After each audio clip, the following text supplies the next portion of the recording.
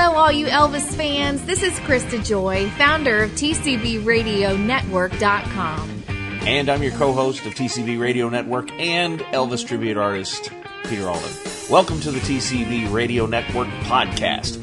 Get ready for some Elvis content and news you can use, where it's all Elvis, all the time. We've got your interviews with authors, Elvis fan club presidents, artists, musicians, and of course, close personal friends of Elvis Presley, the people who knew him, the man himself. Thank you for tuning in. Now sit back, relax, and enjoy. It's time for the TCB Radio Network podcast. Hey there. Hey there. We would like to thank Marian and Cocke for joining us today on TCB Radio.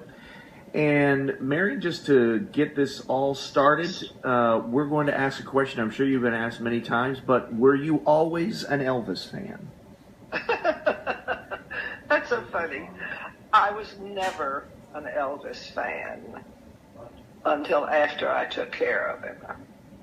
And that's a funny story, because we were sitting around talking one night, and he said, Miss Cocke, have you been to any of my shows? And I said, no, honey, I never was a fan of yours. And he sort of leaned back in his chair, and his eyes got real big, and he said, well, hell. I probably wasn't used to that answer. And I said, I am now, but I know you now. And so that was I guess I'd been with him probably a month by the time that happened, taking care of him about a month. But I just told him, no, honey, I never was. I'm sorry, but now that I know you, I certainly am. That's fantastic. I told Priscilla that story one night, and she got a big kick out of it, too. Well, as Krista said, he probably wasn't used to that answer. I don't think he was, not by the way he looked, and those eyes got so big. Well, you almost sort of kind of had two first chance meetings with Elvis. Can you tell everybody about the first two times you met him? Well, the first time I ever met Elvis was when he was probably 21 or 22, and he had broken his finger playing touch football. And when he came to the hospital to have his finger fixed, of course, it being Elvis, they admitted him. So I was doing private duty nursing at the time because Katie was little and I could pick and choose my own hours and days I worked. And I came out of my patient's room about the time he came out of his room. And the funny thing is, we walked down the hall together and had a conversation the entire time we walked down the hall. And I could not tell you for 1 minute what we talked about, nor did I even remember it. Mm-hmm. And then after I started taking care of him, and that's sort of a funny story too, because Dr. Nick came to me one day on my floor, and he said, I need to talk to you. And I said, okay. And so we got away from the desk, and he said, Elvis is sick, and I'm bringing him in the hospital, and I want him on your floor. And I said, okay, I guess you want the suite. And he said, yes. And I said, well, it's not occupied, so I will put a hold on it and be sure that it's not taken. But when is he coming? And he said, he'll be here probably in a day or two, either tomorrow or the next day. He said, I'll call you when he gets here and when we start the hospital. And I said, okay.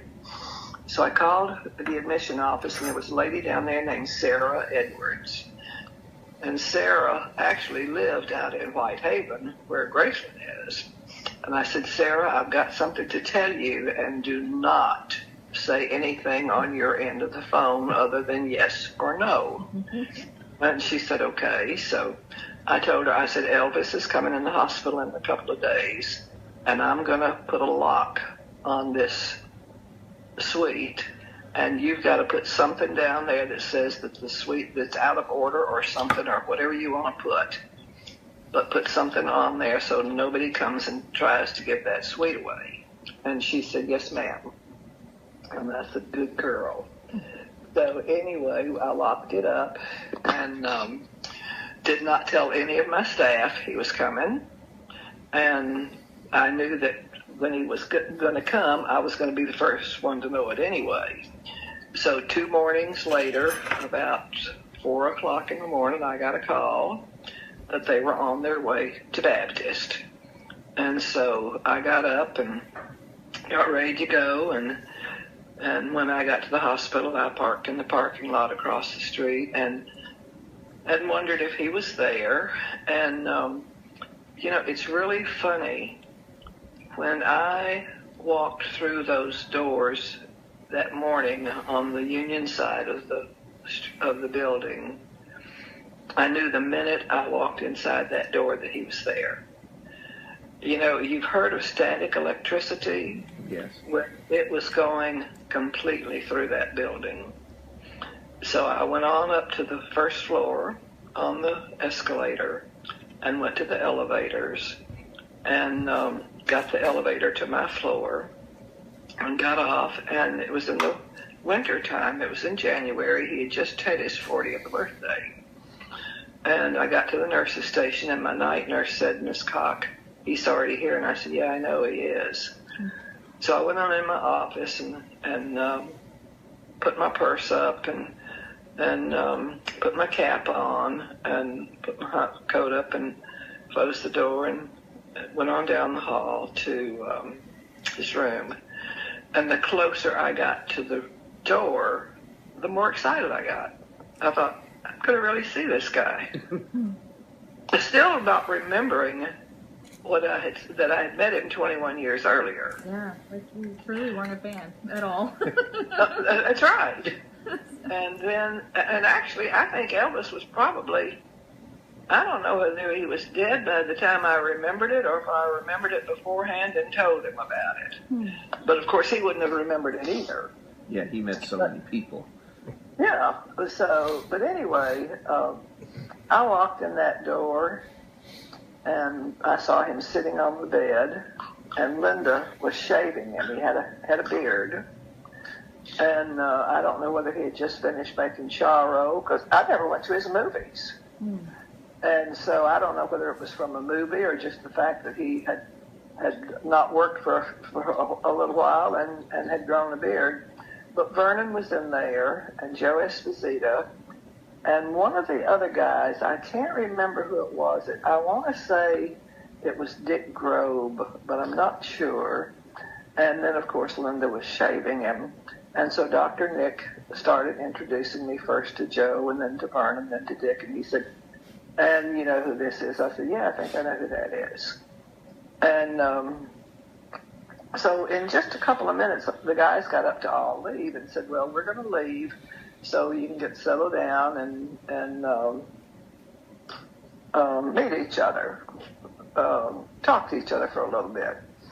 So they started out of the room, and Joe turned around and he said to Elvis, "Boss, we have to see about private duty nurses for you." And Elvis said, "Well, I'm going to talk to Miss Cocke first, and then we'll decide."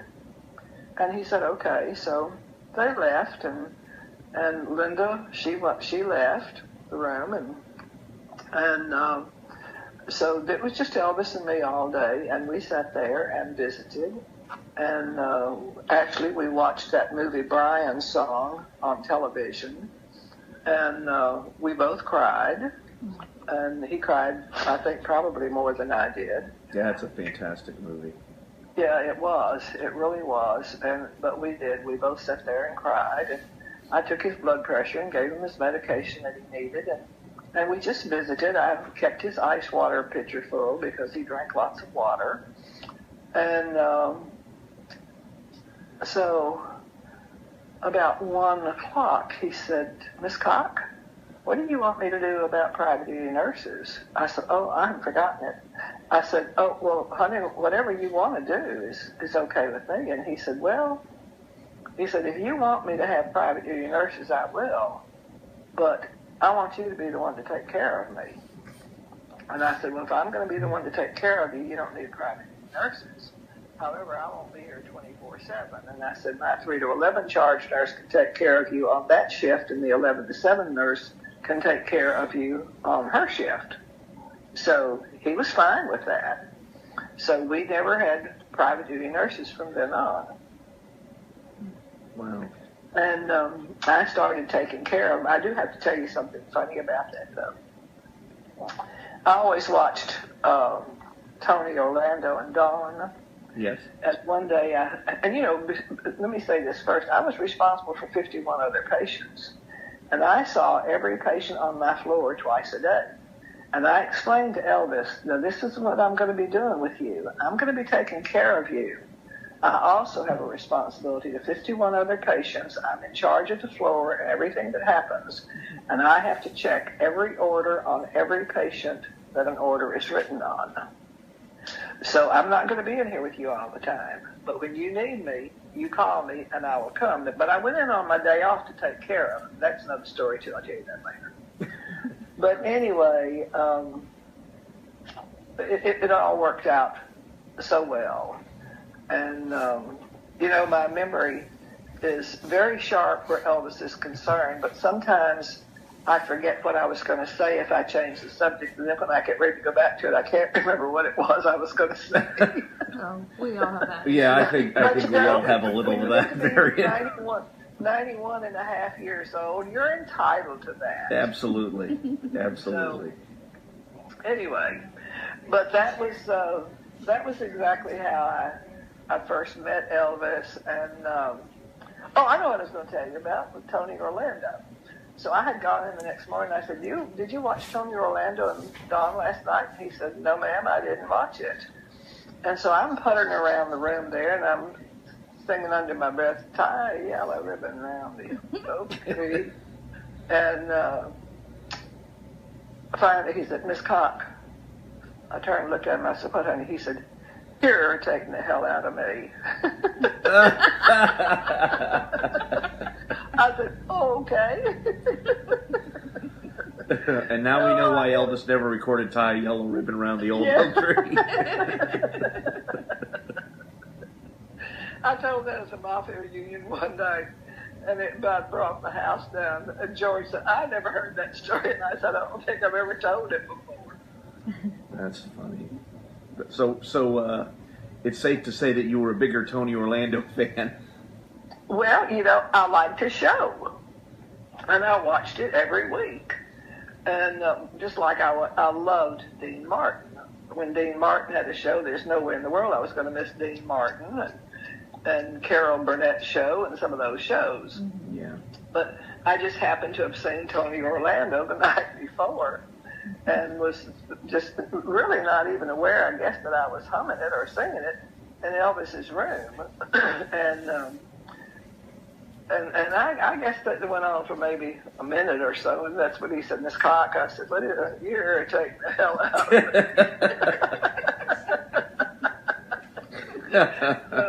I never tried to sing in his room again, anything, because I didn't want to irritate him. Right. This is a no singing zone in Elvis's room. I'll tell you, it was really, really something. Yeah. Now, you were taking care of Elvis, but you never actually accepted a salary from him. So can you let us know about how that came about? Well, he was going home after the second time in the hospital, and but Dr. Nick was in the room, and we were talking, and Dr. Nick said, we've got to get nurses for him to go home with him, and he needs private duty nurses right now. And so Elvis said, I'm taking Miss Cocke. And I said, well, honey, I really can't go home with you. I've got a job here. Her husband and a daughter. And I'll call you, or I will, I just can't do it. And he said, couldn't you do it for a couple of weeks? And I said, well, is that all it's going to be? And he said, yeah, I think so. And I said, well, I've got to talk to my husband and my daughter about it tonight. I can't just, say I'll do this because they've got to have a say-so in it. And he said, well, will you talk to them tonight? And I said, yes, I will. And Dr. Nick said, Elvis, she really can't go with you. She's got a really big job here. And Elvis said, well, he said, if it's just for a couple of weeks. And I said, well, let me see what Bob and Katie have to say about it. So I talked to them that night at dinner, and Bob wanted to know how long, and I said, a couple of weeks. And Katie was thrilled to death. She had met him, and now was Katie an Elvis fan? Not really, but knowing that he was as popular as he was and who he was, then she was excited. And she had met him because she came up on the floor one day, and I didn't let the staff always wanted to go in and see him too, and I wouldn't let them because you let one go in, you got to let them all go in. And he was not having visitors. And they called me when I was down in his room and said, your daughter's here and wants to see you. And I said, oh, well, I'll be out. And Elvis said, well, tell her to come down here. And I said, Elvis, I don't let my staff come in here. I can't let my child come in here. And he said, well, I can. And he said, I want your daughter to come in here. And so she came in. She was home from college, and she came in, and she had on a real cute outfit. And she walked in, and she was tickled to death to see him. We were standing in the foyer, and he went right over and leaned over and kissed her on the cheek, and I thought she was going to faint. But anyway, she really, she was really taken with him. And so that was her first meeting, and then we had another plane ride with him further down the road that I'll tell you about later. And so but she did get to meet him, and she was really tickled. But I told Bob, I said, I am not taking a salary from this guy. And he said, no, I don't want you to. So he said, well, it's okay if you're going to just be gone 2 or 2.5 weeks. So I went in the next morning. Dr. Nick was in his room when I went in. And I said, the first thing he said when I walked in the door was, can you come? I said, yes, I can come for the 2.5 weeks or whatever. And so Elvis said, well, bring your Social Security card. And I said, why do you want to see my Social Security card? And he said, so you can be paid. And I said, I'm not going to take your money. I'll do what I can for you, and I'll take care of you as much as I can. But I'm not going to take your money. And he said, why the hell won't you take my money? Everybody else will. And I said, well, just count me out, fella, because I'm not taking your money. And so he said, well, okay, if that's the only way I can get you. And I said, that's the only way you can get me is no pay. And I told the girl that was going to be 3 to 11 that I was not taking a salary from him. She said, I won't either. So neither one of us took a salary from him. She just was not there near as long as I was. She was there. She left after Thanksgiving because she worked. She went in the morning. She was my 3 to 11 charge nurse on that floor, and she went to Grayson about 10 o'clock in the morning and left about 2:30 in the afternoon to relieve me. And then I would go home and cook dinner for my family and go out to Graceland. And Lisa and I were roommates. Oh, that's funny. I'm just amazed. He had a day bed moved into Lisa's room, and he said, now this is a day bed for Lisa, and I want you to sleep in her bed. I said, well, I really prefer the day bed. No, I want you to sleep in her bed. You can, she can sleep on the day bed. So I really didn't want to sleep in it, but that night I got in that bed, and it had sort of a carousel-like type at the top. It had a big top over it and everything. I got in that bed and got settled down, and I looked up, and there was some woman looking down at me. Darn mirror in the ceiling of it. Oh, that's funny. I got out of that bed like white on rice, and I grabbed the cover off that bed and that pillow, and I got over there on that day bed, and I never crawled back on that around bed again. I stayed in that bed. I mean, on that day bed. But anyway, that was my first time there. But it was a lot of fun, you know, and 2.5 weeks ran to 2.5 years, and I still never accepted a salary. See, that's what's amazing to me. Not only did Bob let you go stay or help take care of a celebrity like Elvis, but he accepted that you didn't want money for it. I think most husbands would have been like, you know. Yeah, if you're going to do this, I want you to get paid. Yeah. Well, but, you know, he didn't want me to take the money either. He's just a great guy. He was very adamant about that. Yeah, he didn't want me to take the money either. And I said, I wouldn't take it. I wouldn't, if I had to take money from him, I would have said, no, I won't do it again. And they always asked me, he said, when he said, why the hell won't you take my money, everybody else will? I said, well, I think it wouldn't hurt if somebody did something for you once in a while without money. Aww. And, you know, a lot of times people ask me, what's the nicest gift he ever gave you? Mm-hmm. What's the very nicest gift Elvis Presley ever gave you? And we were sitting up in Lisa's room one night, which is where we sat every night. Never in his room, always in Lisa's room. Whether she was there or not, she was never. If she was there, she wasn't in the room with us. She was out playing. But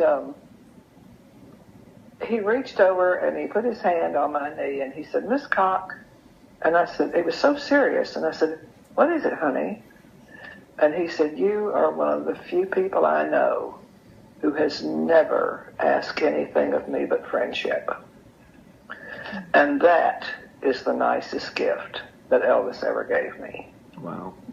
And that's the only gift that I've never given away.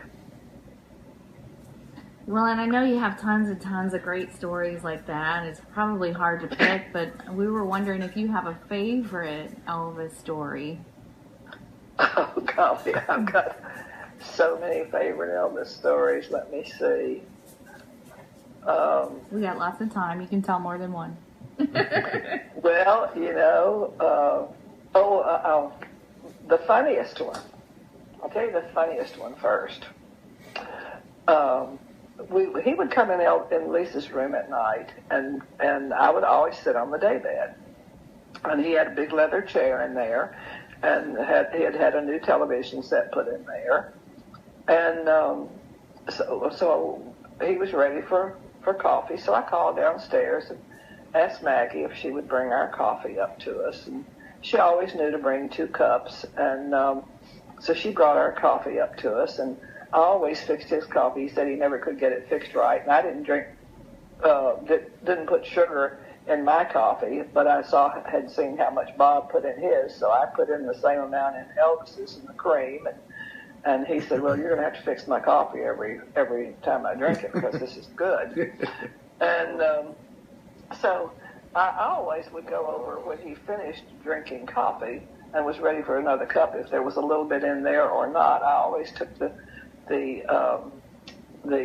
cup over to the little sink over the refrigerator in the room and rinsed it out with hot water.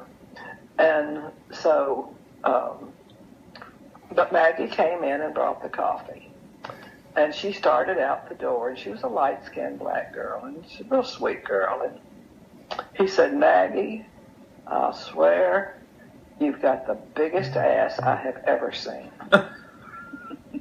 And I about fell off that daybed laughing, and he was laughing too. And Maggie's face was red, and she was laughing also. And so we finally pulled ourselves together. Maggie ran out of the room still laughing. And we sat there, and I'd never heard him say anything like that. So in a few minutes, his coffee cup was empty, so I picked it up to take over to the sink. But instead of walking over to the sink, I backed over to the sink. I reached behind. Well, he's not going to get a look at me. I turned the spigot on and rinsed the cup out, and he said, Miss Cocke, what the hell are you doing? And I said, you are not going to tell me that I've got the biggest ass you've ever seen. Well, his face turned beet red, and he was stammering and stuttering. And I said, don't you sit there and lie to me, boy. I can tell by looking at you that's what you were thinking. Oh, that's hysterical. But, oh, golly, I've got a banana pudding story and this kind of story and that kind of story and every kind of story imaginable. But I can tell you one thing for certain. I loved him dearly, and I will always love him. Yeah, well, that's obvious. And we're going to get into all of that and the things that you're doing for him to this day. But I wanted to back up. You had a story about an airplane story, you said. Oh, my goodness. That was a hoot. Got home from church one Sunday, and about 3 o'clock that afternoon, telephone rang, and it was Elvis. And he said, I want to go to fly out to see the Lisa Marie. Can you get out here early? Can you come out here now? And I said, well, yeah, I can come on out now. And of course he talked sort of loud, and Katie was right there by me, and she said, oh, mother, can I go? And he heard her. He said, yeah, bring Katie. She can go too. So Bob took us out there. And, no, I drove out there, I think. Anyway, we went out there and went on upstairs to Lisa's room, and he came in a few minutes and said, we're going to Dallas to see the plane, that they're getting ready to refurbish it, and we're going to go out and take a look at it. So I said, okay, that'd be fun. So we went on, got out to the airport and went up in a plane. It was a small jet, I think. And so we flew to Dallas, to some little airport between Dallas and Fort Worth. And there was a crowd of people there. They had let them know, I guess the people that worked there had let all their relatives know that Elvis was coming. And they had the fence there, and they were fenced off. But they wanted pictures and autographs, and he very graciously went over and signed some autographs and had some pictures made and everything. And so we went on in and looked at the plane, and when we were ready to leave, well, actually, when we went in the plane, the only room that was complete was the conference room where the table and chairs were, the long table and chairs. But they had the material there to do the covering of the furniture, and then we went back into the bedroom, and they had the bed in place, and nothing else was done to it. But anyway, they had the basic things already set in there. And so when we left the plane, I went into the little office to call Bob and say, we're getting ready to leave here, coming back to Memphis, and you can pick Katie up at Graceland in probably about an hour and a half, because I needed my car to get to work the next day. And Elvis came in just as I hung up, and he said, Miss Cocke, we're not going right home, we're going to Vegas. And I said, Elvis, I have to go to work tomorrow morning. I'll get you back. So he said, call your husband back. So I called Bob back, and I said, just come for Katie when I call you and tell you we're going to Vegas. And he said, okay. So we got back in the plane and headed for Vegas. And I remember so clearly as we flew over the Grand Canyon, he said, Katie, come here and look, honey. And he looked and he said, man, how great thou art. How great thou art. And we flew on into Vegas, and we were met there by Dr. Gano, I think his name was. And he drove us to his home, and we were there for about an hour. And in the meantime, Katie and I had not had anything to eat since we had gotten out of church. And it was like 9 o'clock at night. And so we were headed back to the airport, and Elvis said, well, they should have the plane gassed up by now. And I said, well, I'm going to tell you something. You're going to have to gas Katie and me up, or we're not going to make it back to Memphis because we're hungry. And he said, oh, there'll be some food on the plane. There'll be some food on the plane. I said, well, where are the guys? He said, they're on the plane. They're on the plane. So we got back to the airport, and sure enough, the guys were on the plane. And we got in and we went on toward the back, and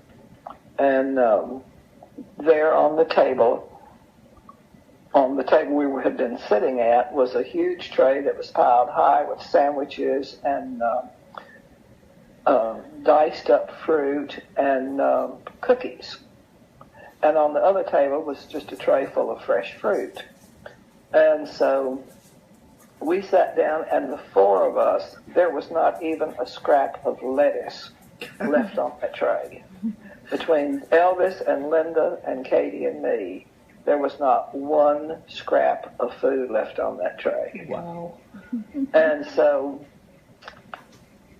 we were sitting there talking, and the pilots were in place. And Elvis said, "Have you ever been to Palm Springs?" And I said, "No, I've never been to Palm Springs." He said, "Well, I think we'll go. I want to show you my house." I said, "Elvis, I have to go to work in the morning, honey. I have to go to work in the morning."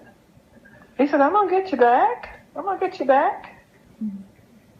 So he got on the little thing there, and he called the pilot. He said, "Let's go to Palm Springs."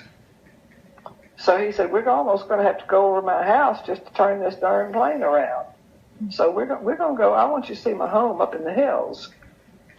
So we turned and we went to Palm Springs, and we got off the plane, and Dick Grove was with us that night. And Dick got off the plane and went in and talked to somebody and borrowed a station wagon. That's when they had station wagons. You know, they don't have them anymore. Right. And so he borrowed a station wagon. Elvis and Linda and Katie and me and all those guys piled up in that one station wagon and headed up into Chino Canyon and went in the house. And, you know, you've heard the story that Elvis would shoot out television sets once in a while, or this, that, and the other. Yeah. So we went in and into the foyer, and he said, "Come on, I'm going to show you the house." So we turned to the right and started down the hall. In the first bedroom we went to, there was a television set with a bullet hole in it. And Katie said, "Mother, there's a bullet hole in that television." I said, "Hush, Katie." He didn't respond. He acted like he didn't hear. So he went ahead and showed us the rest of that wing with the bedrooms and the bathrooms and everything. And then we turned and went back through the living room and the dining room and into the kitchen. And then off the kitchen, there had been a big room built. It was quite a large room that, oh gosh, it looked like it might have been by about 40 by 40 foot, probably about 40 foot square, and maybe 50 foot square, and it had black and white tile on the floor. And then the funny thing about it, to get to the master bedroom, you had to go out the door, and the master bedroom was completely cut off from the rest of the house. You had to go outside to get to it. And so we went and he showed us the master bedroom and everything in there. And then we went on back and we went in the living room and he played the piano for a while. And all the time I'm saying, "Elvis, I got to go to work in the morning. I got to go to work in the morning. I'm going to get you back. I'm going to get you back." So finally we stayed up there about an hour and a half and we left and headed back to Memphis. We got back to Memphis at 5:30 the next morning. And I had Katie lay down on one of the long bench-like things there and take a nap. And it was padded, so it was soft. And she had a pillow. And Elvis wanted me to lay down and take a nap. Well, I laid down, but I never did go to sleep. And he went up and didn't have a pillow either. And so he went up to where the guys were and had one of the guys take their jacket off and came back and put it under my head for a pillow. So we finally got back to Memphis at 5:30 or 5:45 and got out to Graceland. I went in and took a quick shower and dressed and went downstairs. Charlie Hodge had fixed mine and Katie's breakfast for us. And we had breakfast and got in my car. And I drove on to work, and then Katie took my car and went on home. And I worked all day that day. I'd been awake all night. I'd been awake since Sunday morning. Oh, my goodness. Monday morning. So I worked all day, and I went home and cooked dinner for Bob and Katie and I. We ate, and I headed out to Graceland again. And so I hadn't been in the room up in Lisa's room more than 10 minutes. I let him know I was there. He came down the hallway snapping his fingers and just feeling his oats, and came in, and I was standing there with the blood pressure cuff in my hand, and he said, "How you doing?" I said, "I have not had any sleep since yesterday morning, 6 o'clock. So I took his blood pressure. I gave him his blood pressure medicine. And I said, "Now I'm going to tell you something. I want you to turn around. I want you to walk right back down that hall to your room and call the kitchen and get you something to eat, because I'm going to bed. Do not come in here and call me and wake me up unless it's a matter of life and death." You could do that because he wasn't paying you. Yeah. He said, "Yes, ma'am." And he turned around and walked right back out of that room and down that hall. And I didn't see him anymore that night. Or the next morning when I got up and went to work, and Charlie Hodge had my breakfast cooked for me when I got downstairs. "Well, no, Miss Cocke, what the hell did you all do yesterday?" And I said, "Ask me what we didn't do, and I can tell you better." Right, yeah, it might be easier to say what we didn't do. I know. So I got in my car and went on back to work, but I had a good night's sleep. Wow, finally, after That's right. After your marathon trip out to... Elvis was very, very spontaneous. We were almost killed on a three-wheeler. Called me one afternoon. I just gotten home from work. Bob came out. He said, "Elvis on the phone. He wants to talk to you right away." And I said, "What's the matter? What's the matter?" And he said, "I don't know." And so walked in the house and picked up the phone. I said, "What's the matter, honey?" And he said, "Can you come on out here now?" And I said, "What's wrong? What's wrong?" "Oh, no, I got something I want to show you." And he said, "I really need you to come on out here." And I said, "Well, okay." And so I told Bob, I said, "I don't know what the heck's going on. He just wants me to come right on out there. I don't know what's wrong." And he said, "Well, get your stuff and go on." So I did, and got out there, and Bob said, "Don't worry about Katie and me. When she gets home, we'll go up to the cafeteria and have dinner." So I go on out to Graceland, and he's bought three-wheelers. And he said, "I want to take you for a ride on my three-wheeler." Oh, dear. And I said, "A three-wheeler?" And he said, "Yep, it's not a motorcycle, it's a three-wheeler." And I said, "Okay." So we go downstairs, and there's 4 guys downstairs. Billy Smith was one of them. I don't remember who the others were. Billy's wife, I think, was there. I'm not sure. Somebody rode behind him. Anyway, Elvis said, "This is my bike here, and you get on this seat right here behind me." And he said, "You just put your arms around me and hold on." And I said, "That won't be a problem." So we went out the main gate on those three-wheelers. And, of course, the crowd was just hooping and hollering. And we turned to the right and went down to Dolan Street and turned to the right again. Well, back then, Whitehaven was not built up like it is now. So there were 2 or 3 blocks of homes there, but then it was mostly open field. So we were flying along, and I mean, he had that thing wide open. And all of a sudden, he slammed the brakes on. And had I not really grabbed on real tight, I would have just flipped right over his head. And some car, he was about to run, well, he did run the stop sign. And this lady and a little boy were in the car, and she had slammed her brakes on to keep from hitting us. And the little boy was right up at the windshield, his eyes just as big as saucers. Mom was draped over the steering wheel, and Elvis turned around and looked at me, and he said, "Son of a bitch, we almost got hit." And I said, uh-huh, and let's go back to the house. Right.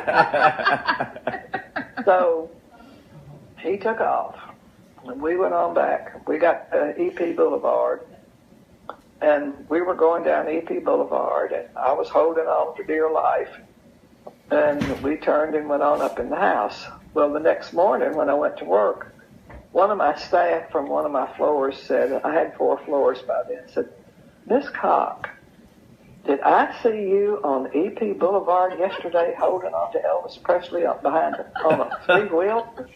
And all I said was, do you think I'm crazy?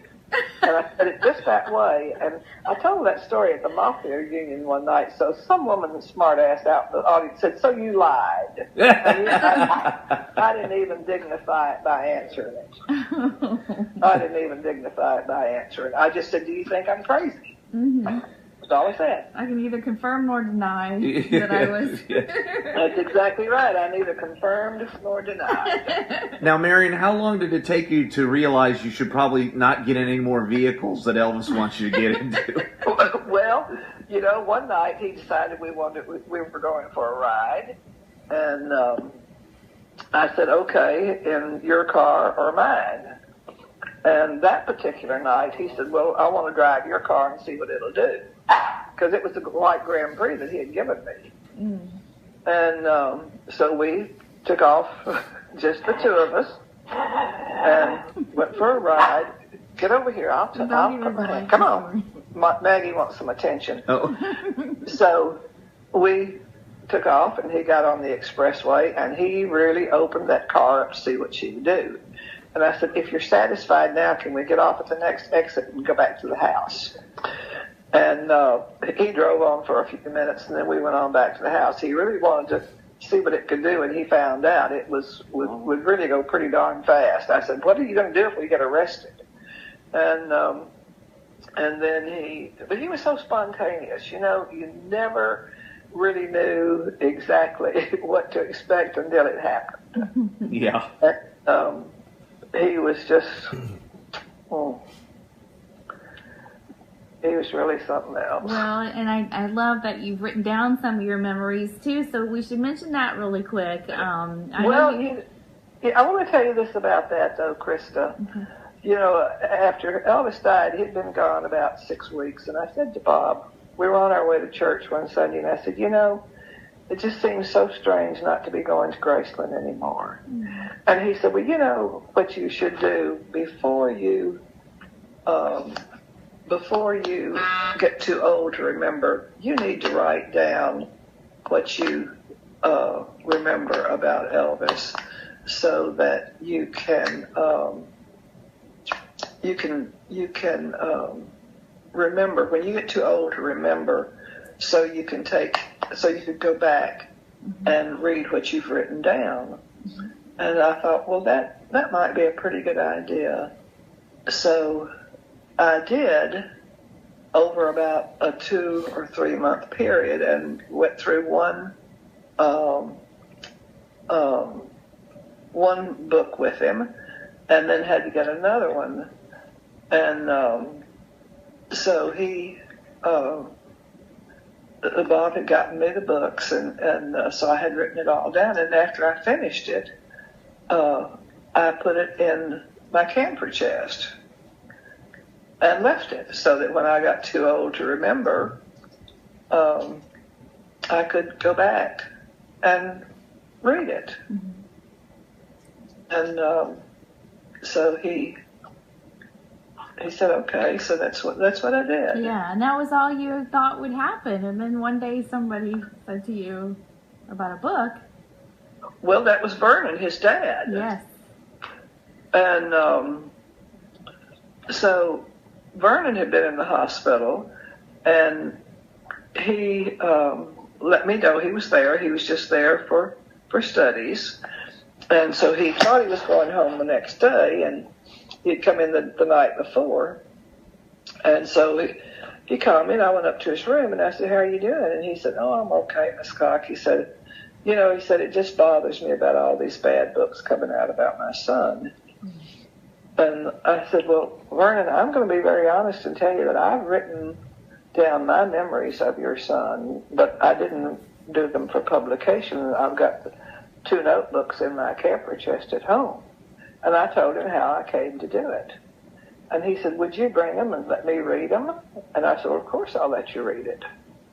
And so I got home that afternoon and went in, and I told Bob, I said, I got to get those 2 notebooks out of my camper chest. Vernon wants to see them.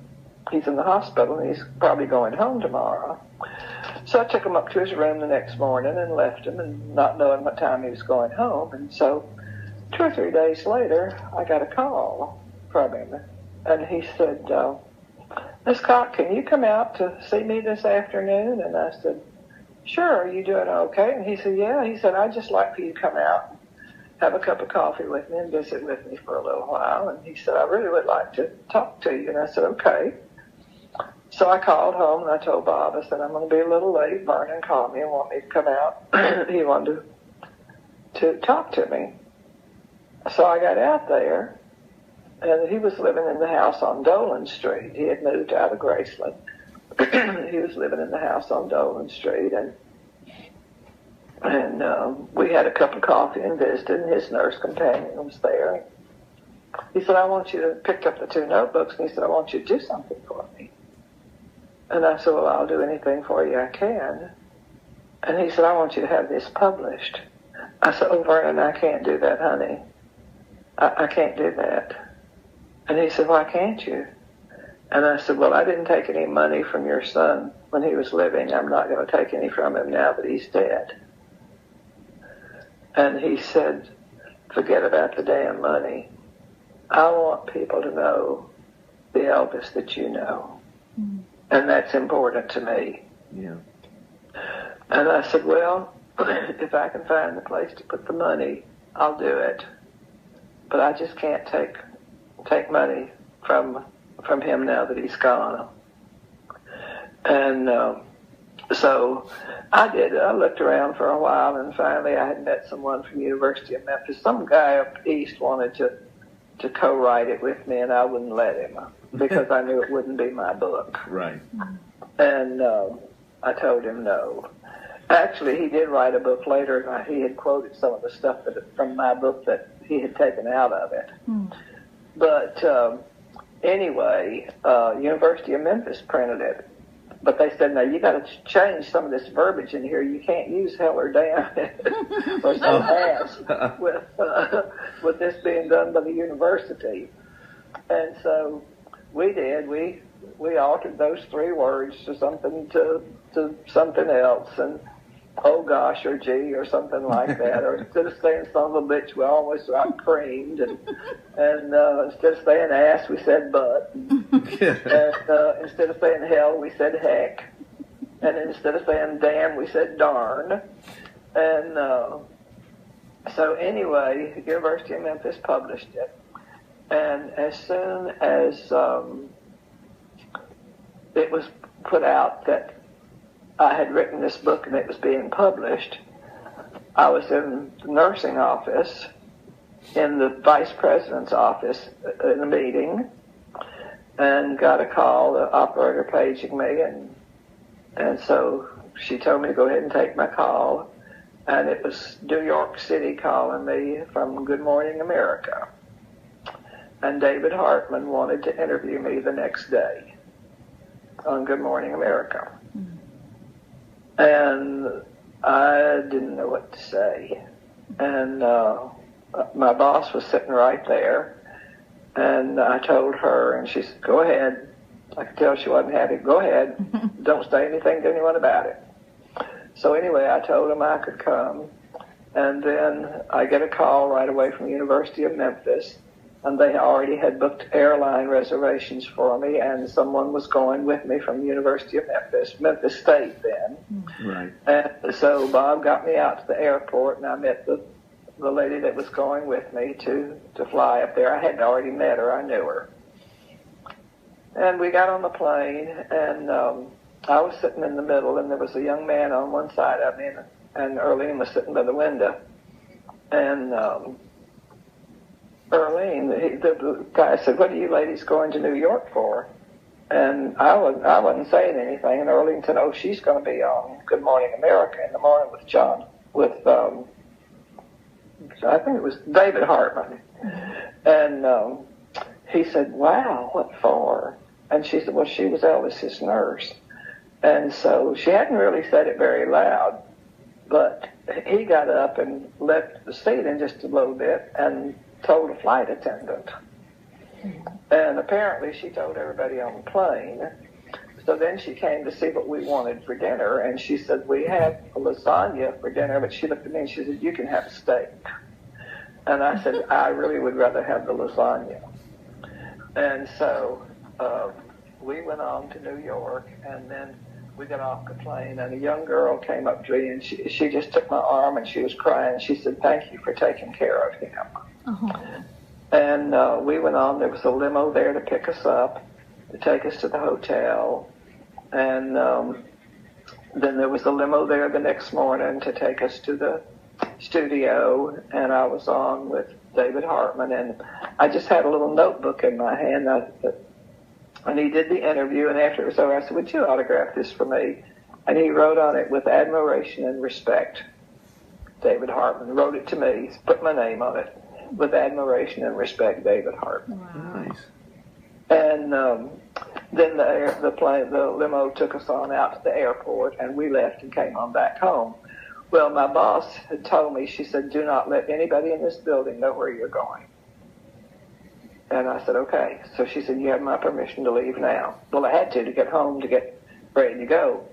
And I had called Bob in the meantime, told him I was coming in to get out an overnight bag for me. And so I left the building without saying a word to a soul. And the next morning, she called a meeting with all of the supervisors, the administrative supervisors, and the assistant directors, and all in the boardroom. And no, she didn't call the supervisors, just the administrative supervisors, assistant directors, and her. And everybody wondered what the meeting was about. And she told them that I had been flown to New York the night before and was going to be on the David Hartman show.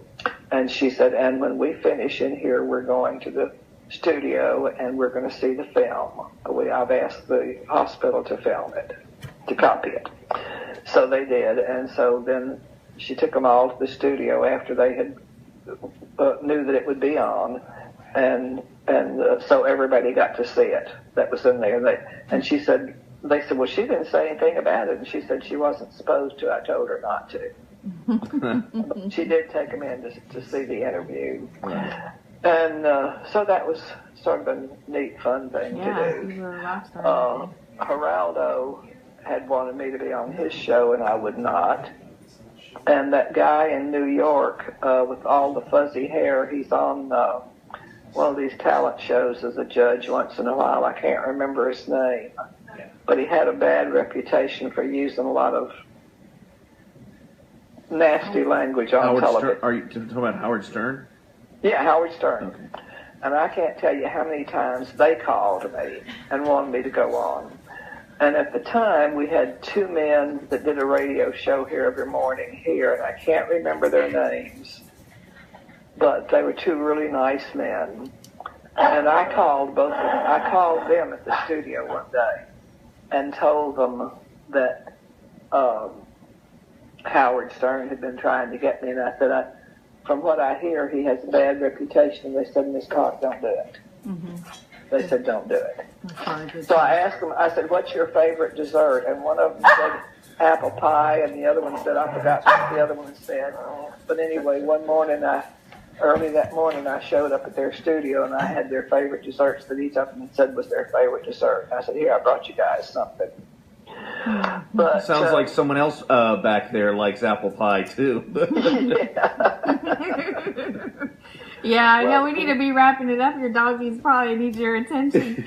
But I wanted to give you a minute to talk about your Elvis Presley Memorial Dinners, because this is a very big thing. It's been a big part of your life for almost 30 years. It really has. You know, it took me a long time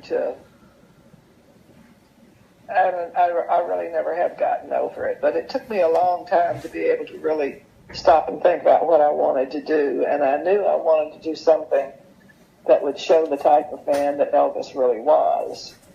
And that he was a very, very giving man. And I wanted to do something that would be a tribute to him. And this friend of mine from New Jersey, God rest her soul, she was a little Italian lady, and she stayed with me every year, and she said, why don't you do a dinner? I said, oh, for heaven's sakes, I'm a nurse. I've never put on big dinners like this. And I said, I wouldn't even know how to start. She said, well, learn. And, so I called the Peabody, and there was a very nice lady there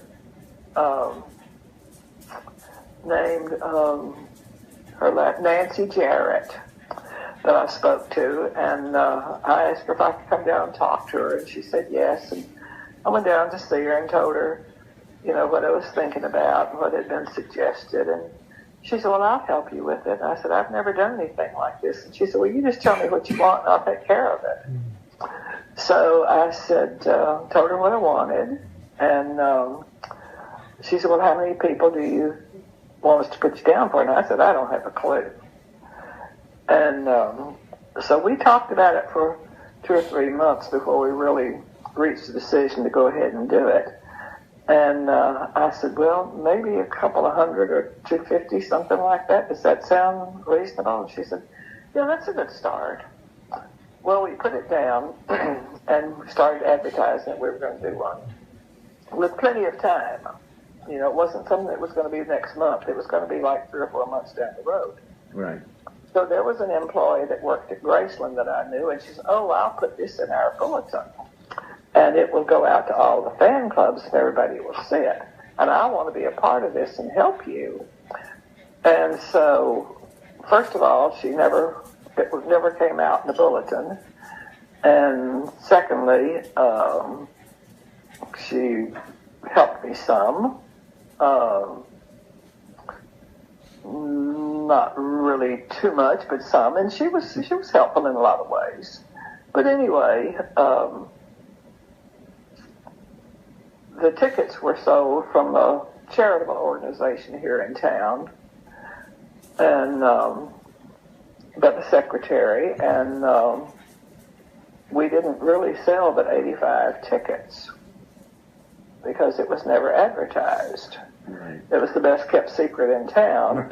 And then even she told me that her boss came in and took 4 tickets that he didn't pay for, and so that was 89 people then, and George Klein was there at the very first one, and he had to go do a radio show, but he did make an introduction, and he came on and he talked for a few minutes and then left and had a fabulous dinner and had some entertainment, and everybody really enjoyed themselves, and the food was delicious, and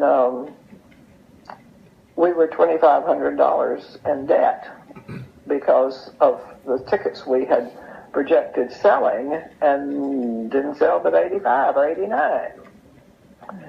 And so this organization was very unhappy with me. I was a part of it. They were very unhappy with me.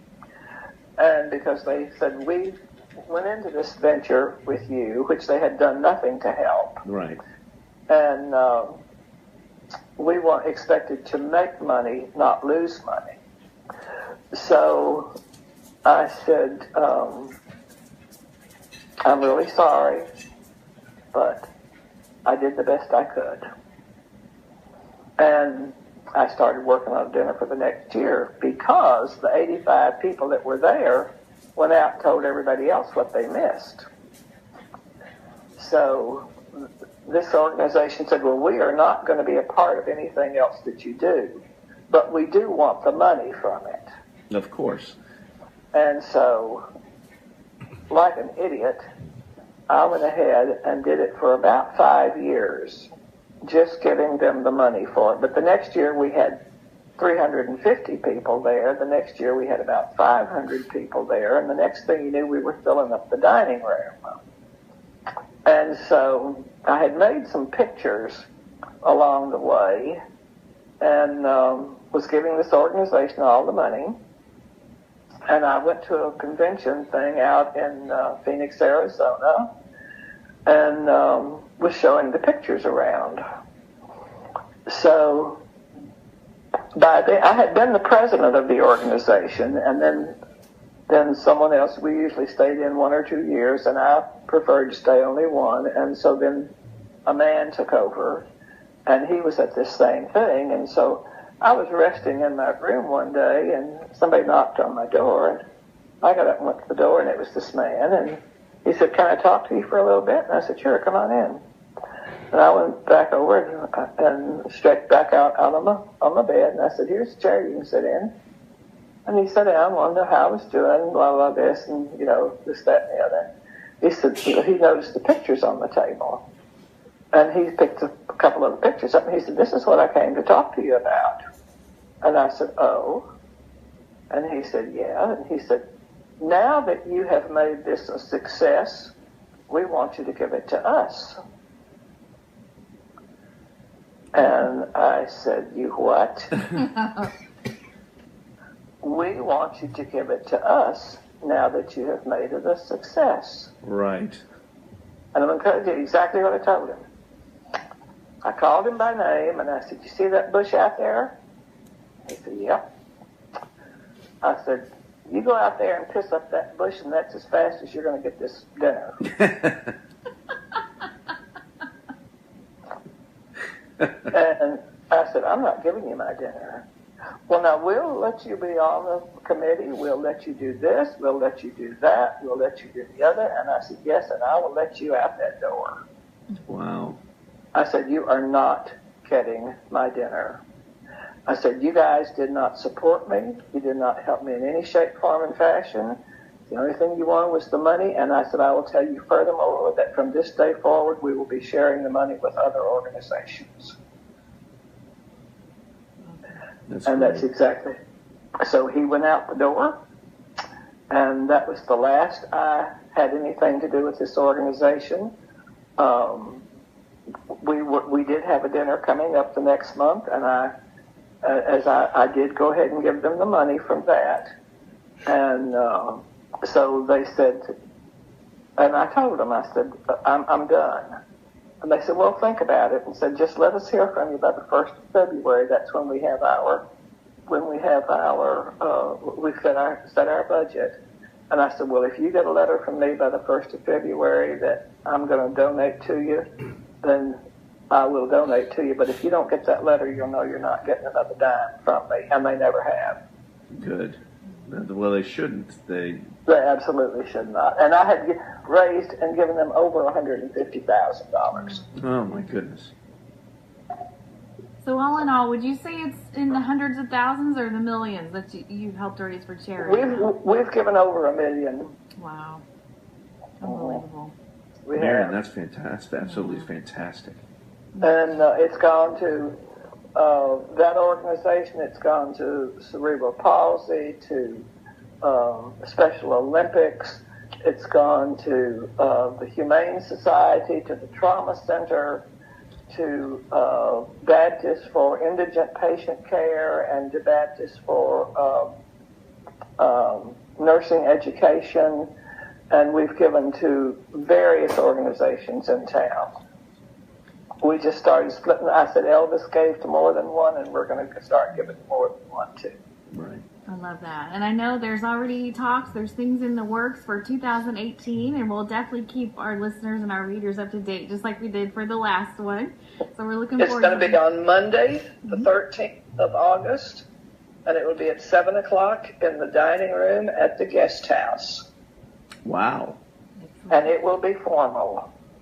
Now, you've had these quite a few times on August the 13th. Is there a reason you chose that date, or just happens? No, it's just sort of a good halfway date. Okay.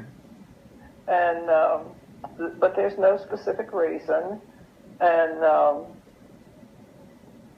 I think maybe our first one was probably on August the 13th. But, I have had several on August the 13th, but it's sort of an in-between date, and it's real. I have to tell you this story. There was a actor from Hollywood that had been, actually Bob knew him. He had been in the service with Bob, and but he decided that he was going to come to Memphis and he was going to put on a benefit of some sort, and the following year, and so he put it on. He called Graceland and told him that he wanted to do this show. He was not going to do a benefit. He was going to do a show, and he gave him the same date that I had my dinner. And she told him, she said, "This is the night that Marian does her dinner, and you might want to choose another night." And he told her, and the person at Graceland told me this, and said that he told her, "Oh no, Memphis is big enough that it'll take care of both of us." And so he went ahead and planned for his the same night as mine. Well, I had a packed house. We were up in the Skyway, and we had a packed house, and they told me that he had enough people to fill most of the first row. Oh, wow. At the Cannon Center. Wow. And the next day was the President's Luncheon. That's when they used to have a President's Luncheon, and we went out to the Hilton. It was the Hilton then. I forgot what it's called now. It's that big round hotel right off the expressway at Poplar. And we went out there for this luncheon, and so they asked me to come up on the stage and speak and tell them what we had raised, and so I did, and we'd raised about $23,000, and he told me later, he said, "Well," he said, "you certainly did outdo me," and I said, "Well, you know, I had that booked long before you booked your date." And he said, "Well, I just thought Memphis was big enough that we could accommodate him." And I know that DJ Fontana, bless his heart, had told the guy he would play in the band. And so when I went to the Mafia reunion 2 or 3 days later, DJ said, "I'm going to your dinner next year." And I said, "Well, that's good." He said, "What are you doing there?" Right. Playing for nobody. Yeah. But, you know, I love DJ Fontana. He's such a great man. And Karen, his wife, is just such a great lady. They're wonderful, wonderful friends. Oh, well, after the show, maybe you can give us his number, and we'll call him next.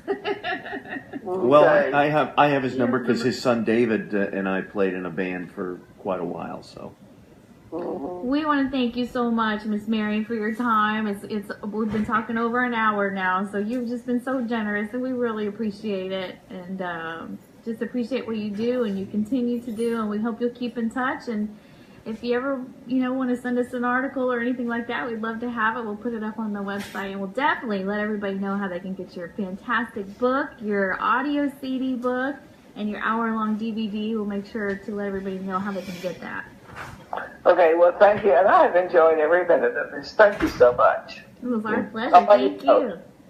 Very great. Well, thank you so much, Marian. We'd also like to thank Lee Douglas of Old Time Rock and Roll, always found at www.oldtimernr.com, for converting our show to iTunes. We appreciate you, Lee. Be sure to check out Lee's fantastic site and listen to his weekly shows, all oldies music with no commercials. TCB Radio Network is strictly a fan publication, not affiliated in any way with Elvis Presley Enterprises or any of its affiliates or subsidiaries. Please visit us online at tcbradionetwork.com. All trademarks, product names, company names, and logos mentioned are the properties of their respective owners. All opinions stated within do not necessarily reflect the opinions of anyone else, and certainly not Elvis Presley Enterprises. Still the King, our theme song for TCB Radio Network podcast, was written by Shane Douglas, produced by Terry Fullwider at Blue Spot Studios, and performed by Peter Alden and his band, Crown Electric Company, featuring David Fontana, son of Elvis Presley's original drummer, DJ Fontana, on drums. And Elvis Presley is still the king. Well, he's still the